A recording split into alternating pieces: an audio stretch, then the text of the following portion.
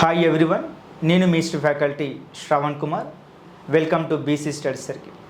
మనకు round table conferences అనేటిది చాలా ఎగ్జామినేషన్ పాయింట్ ఆఫ్ వ్యూలో చాలా ఇంపార్టెంట్. రౌండ్ టేబుల్ కాన్ఫరెన్స్లో ఎస్పెషల్లీ సెకండ్ రౌండ్ టేబుల్ కాన్ఫరెన్స్లో ఐఎన్సి తరపున గాంధీకి సహాయం చేయడానికి సరోజిని నాయుడు పాల్గొందని మనకు తెలుసు.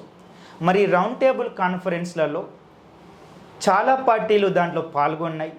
మరి ఈ యొక్క ఏ పార్టీల నుంచి ఏ వ్యక్తులు ఈ రౌండ్ టేబుల్ కాన్ఫరెన్స్లో పాల్గొన్నారని చూస్తే Muslim League, all India Muslim League అని కూడా పిలుస్తాం. ఈ ముస్లిం లీగ్ తరపున పాల్గొన్నటువంటి వ్యక్తి ఎవరంటే మహమ్మద్ అలీ జిన్నా మరియు అసఫ్ అలీ.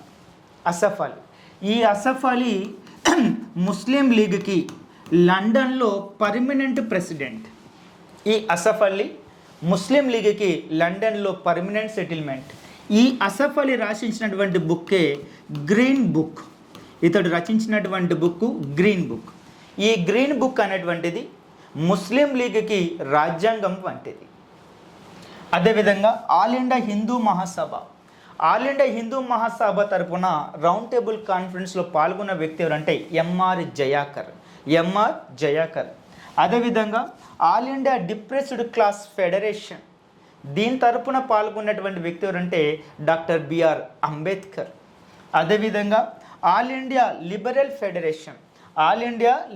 ఫెడరేషన్ తరపున ఎవరు పాల్గొన్నారంటే తేజ్ బహదూర్ సఫ్రు మరియు సివై చింతామణి. అదేవిధంగా మిర్జా ఇస్మాయిల్ కూడాను పాల్గొనడం జరిగింది.